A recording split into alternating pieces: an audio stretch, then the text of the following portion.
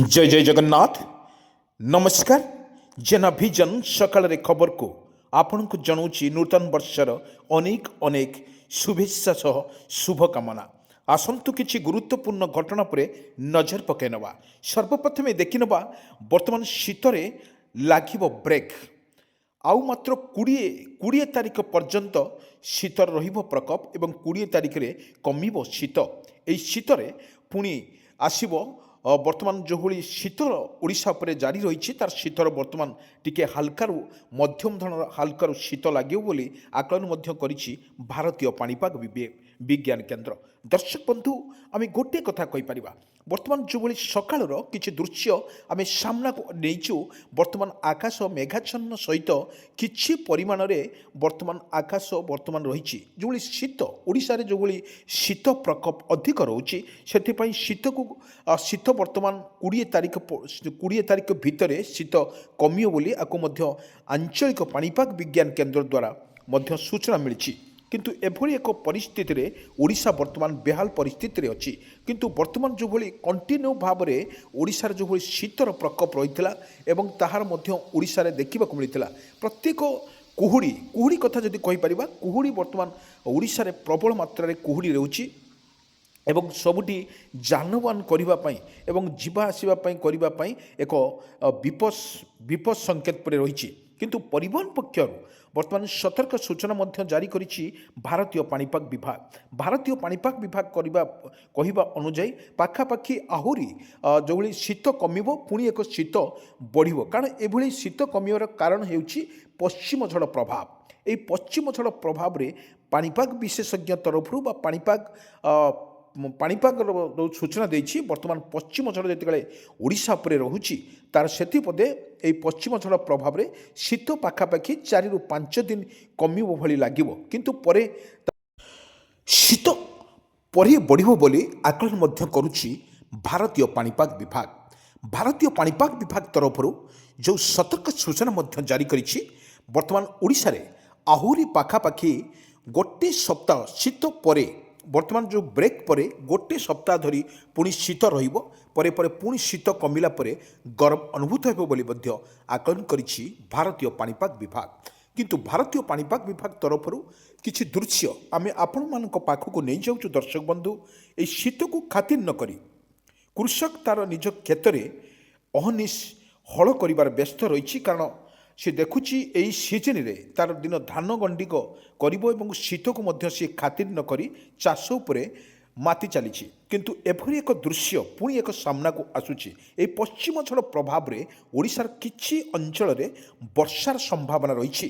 सेथिमध्यरु कृषक वर्तमान सरकार तरफरु विधिवत भाव रे वर्तमान मंडी खोला सरीछि एवं सी तरबरिया है कि तार धान जो गुड़िक अमल करथिला ताकू मध्य नेकी सुसाइड रे देव। एई व्यस्त विव्रत भितरे कृषकटी तार निज जमी चाष करुवा धान को आनिकी से वर्तमान अमल करिवार व्यस्त रहउछि। ये दृश्य आमे लाइव विजुअल माध्यम आमे आपण मानकु देखौछु दर्शक बंधु।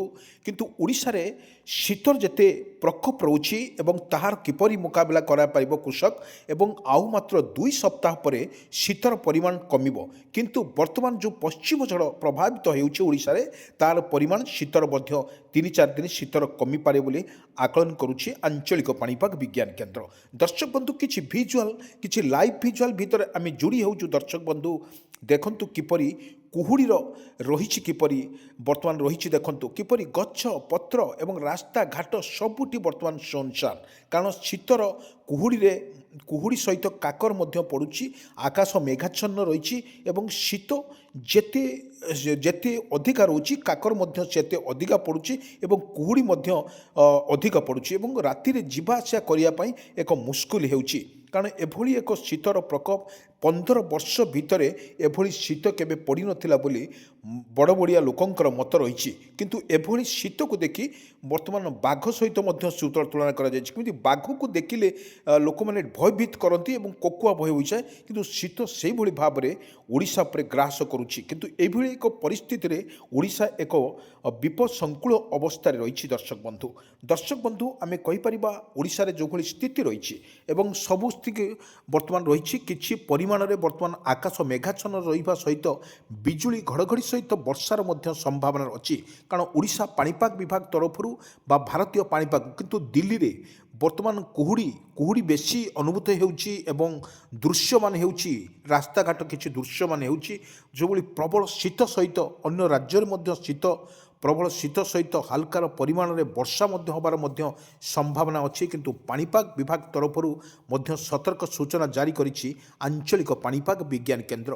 ଦର୍ଶକ ବନ୍ଧୁ ଆମେ କହି ରଖୁଛୁ ଯେଉଁଭଳି ଓଡ଼ିଶାରେ ଲଗାତାର ଭାବରେ ବର୍ଷା ଜାରି ରହିଥିଲା ଏବଂ ତାହାରି ଭିତରେ ଓଡ଼ିଶାର ଲଘୁଚାପ ଜନିତ ବର୍ଷା ଯେତେବେଳେ ଓଡ଼ିଶା ଉପରେ ରହିଥିଲା କିଛି ବଙ୍ଗୋପସାଗରରେ ଏକ ଘୂର୍ଣ୍ଣିବଳୟ ସୃଷ୍ଟି ହେବା ଫଳରେ ବର୍ତ୍ତମାନ ସୃଷ୍ଟି ହେବା ଫଳରେ ଏ ଲଘୁଚାପ ଜନିତ ବର୍ଷା କିଛି ହାଲକା ପରିମାଣରେ ବର୍ଷା କୌଣସି ଜିଲ୍ଲାକୁ ମଧ୍ୟ ରହିଥିଲା ତାହା ମଧ୍ୟ ପଶ୍ଚିମ ଝଡ଼ ଏବଂ ବଙ୍ଗୋପସାଗରରେ ସୃଷ୍ଟି ହେଉଥିବା ଏକ ଘୂର୍ଣ୍ଣିବଳୟ ଯେଉଁ ଦେଖୁଛନ୍ତି କିଛି ଢେଉ ମାଧ୍ୟମରେ ବା ତରଙ୍ଗ ମାଧ୍ୟମରେ ତାହା ସ୍ପଷ୍ଟ ହେଉଛି ଓଡ଼ିଶାରେ କେଉଁଠି ନା କେଉଁଠି ସବୁବେଳେ ବିପଦଗାମୀ ଉପରେ ରହୁଛି ଓଡ଼ିଶା। କେତେବେଳେ ଲଘୁଚାପ ଜନିତ ବର୍ଷା କେତେବେଳେ ଘୂର୍ଣ୍ଣିବଳୟ ପ୍ରଭାବରେ ବର୍ଷା ଏବଂ ଏଇଠି ବର୍ତ୍ତମାନ ଶୀତର ପ୍ରକୋପ ଅଧିକ ରହୁଥିବାରୁ ବର୍ତ୍ତମାନ ସମୁଦ୍ରକୁ ମାଛ ମାରିବା ପାଇଁ ମତ୍ସ୍ୟଜୀବୀମାନଙ୍କୁ ଏକ ବିପଦସଙ୍କୁଳ ଅବସ୍ଥାରେ ରହିଛି। ତେଣୁମାନେ ଆମେ କିଛି ଭିଜୁଆଲ ଭିତରେ ଆମେ ଆପଣମାନଙ୍କୁ ଦେଖାଉଛୁ ଦର୍ଶକ ବନ୍ଧୁ ଲଗାତାର ଭାବରେ ଯେଉଁଭଳି ଦେଖାଉଛୁ ଯେଉଁ ଦୃଶ୍ୟ ହେଉଛି ବଙ୍ଗୋପସାଗରରେ କିପରି ଭାବରେ ଓଡ଼ିଶାରେ ରହିଛି ତାର ସ୍ଥିତି ଆମେ କିଛି ଦୃଶ୍ୟ ଆମେ ଦେଖାଇ ପାରିବା। ଯେଉଁଭଳି ଲଘୁଚାପ ଜନିତ ବର୍ଷା ବଙ୍ଗୋପସାଗର ରହିଥିଲା ସେପ୍ଟେମ୍ବର ଆଉ ଅକ୍ଟୋବର ମାସରେ ଯେଉଁଭଳି ବନ୍ୟା ବାତ୍ୟା ରହିଥିଲା ତାକୁ ଯଦି ଦେଖିବା କିନ୍ତୁ ଏଇ ଯେଉଁ ବର୍ତ୍ତମାନ ଅଦିନିଆ ବର୍ଷା ଶୀତ ସହିତ ଆଉ ମାତ୍ର ଗୋଟିଏ ମାସ ପରେ ଫେବୃଆରୀ ମାସ ଆଉ ମାତ୍ର କିଛି ଦିନ ବାକି ରହୁଥିବା ବେଳେ ପୁଣି ଏକ ପଶ୍ଚିମ ଝଡ଼ ରହିଛି ଏବଂ ପଶ୍ଚିମ ଝଡ଼ ପ୍ରଭାବରେ ବର୍ତ୍ତମାନ ରହିଛି ବାୟୁ ବର୍ତ୍ତମାନ ସୂକ୍ଷ୍ମ ବାୟୁ ବର୍ତ୍ତମାନ ଓଡ଼ିଶା ଉପରେ ପ୍ରବାହିତ ହେଉଥିବା ବେଳରେ ବର୍ଷାର ଟିକେ ବର୍ତ୍ତମାନ ଯେଉଁ ବର୍ଷା ହାଲକାରୁ ମଧ୍ୟମ ଧରଣର ବର୍ଷା ହୋଇପାରେ ଏବଂ ତା ସହିତ ଆମେ ଆପଣମାନଙ୍କୁ କହି ରଖୁଛୁ ପଶ୍ଚିମ ଝଡ଼ରେ ଶୀତର ଟିକେ ମାନେ ରହିବ ଏବଂ ଉତ୍ତର ପଶ୍ଚିମ ଦିଗରେ ଯେଉଁ ବହୁଥିବା ସୂକ୍ଷ୍ମ ବାୟୁ ଏହି ସୂକ୍ଷ୍ମ ବାୟୁ ପ୍ରଭାବରେ ପଶ୍ଚିମ ଝଡ଼ ପ୍ରଭାବରେ ଓଡ଼ିଶାରେ ବର୍ତ୍ତମାନ ରହିଛି ତାର ସ୍ଥିତି କିପରି ଭାବରେ ଏହାକୁ ମୁକାବିଲା କରିପାରିବ ସରକାରଙ୍କ ତରଫରୁ ମଧ୍ୟ ପ୍ରସ୍ତୁତ କରାଯାଇଛି ଏବଂ ଶୀତକୁ ବେଶୀ ରୋକିବା ପାଇଁ ଏବଂ ଯାନବାହନ ଯେଉଁଭଳି କୁହୁଡ଼ି ରହୁଛି ପରିବହନ ପକ୍ଷରୁ ମଧ୍ୟ ସଚେତନ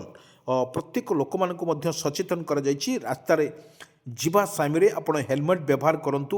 କୁହୁଡ଼ି ଯେଉଁ ଦିଗକୁ ଅଛି ସେ ପାସ୍ କଲା ପରେ କୁହୁଡ଼ି ଆପଣ ପୁଣି ଯାଆନ୍ତୁ ଏବଂ ଟିକେ ଅପେକ୍ଷା କରନ୍ତୁ। କୁହୁଡ଼ିର କେତେ ପରିମାଣ ରହିଛି ତା ମଧ୍ୟ ସ୍ପଷ୍ଟ କରୁଛି ଭାରତୀୟ ପାଣିପାଗ ବିଭାଗ। କିନ୍ତୁ ପରିବହନ ପକ୍ଷରୁ ପୁଲିସ ପ୍ରଶାସନ ପକ୍ଷରୁ ପ୍ରତ୍ୟେକ ଦିନ ସମସ୍ତଙ୍କୁ ସଚେତନ କରାଯାଉଛି ମଧ୍ୟ ହେଲମେଟ୍ ଚେକିଂ କରାଯାଉଛି ଏବଂ ସେଥିମଧ୍ୟରୁ ସମସ୍ତଙ୍କ କୃଷକ ଭାଇ ରବି ଫସଲ ଯେତେବେଳେ କୃଷକ ଭାଇର ରବି ଫସଲ ସମୟରେ ଯେତେବେଳେ ରବି ଫସଲ କରୁଛି କିନ୍ତୁ ପ୍ରଚଣ୍ଡ ଶୀତ ପ୍ରଭାବରେ ଯଦି ଯେଉଁ ଫସଲ ଗୁଡ଼ିକର ଯେଉଁ ଫୁଲ କଷି ଗୁଡ଼ାକ ହେଇଛି ତା କୁହୁଡ଼ିରେ ଏଗୁଡ଼ାକ ସବୁ ନଷ୍ଟ ହୋଇଯାଉଛି। କାରଣ ପ୍ରବଳ ମାତ୍ରାରେ କୁହୁଡ଼ି ଯେତେବେଳେ ଓଡ଼ିଶା ଉପରେ ରହୁଛି ଆମକୁ କିଛି ଦୃଶ୍ୟ ଆମ୍ବ ବଉଳ କଥା ଯଦି କହିବା ଆମ୍ବ ବଉଳ କୁହୁଡ଼ିରେ ନଷ୍ଟ ହୋଇଯାଉଛି ଏବଂ ଯେଉଁ ରବି ଫସଲ ଯେଉଁ ଫସଲ ଗୁଡ଼ିକ ହେଉଛି ବର୍ତ୍ତମାନ ଯେଉଁ ଫୁଲ ଗୁଡ଼ିକ ଧରୁଛି ସେ ଫୁଲ ଗୁଡ଼ିକ ସମ୍ପୂର୍ଣ୍ଣ କୁହୁଡ଼ିରେ ନଷ୍ଟ ହୋଇଯାଉଛି। କିନ୍ତୁ ଆଜି ସକାଳର କିଛି ଦୃଶ୍ୟ ଆମେ ଆପଣଙ୍କ ପାଖରେ ଲାଇଭ୍ ଭିଜୁଆଲ୍ ମାଧ୍ୟମରେ ଆମେ ଆପଣଙ୍କ ପାଖକୁ ନେଇ ଯାଉଛୁ ଦର୍ଶକ ବନ୍ଧୁ।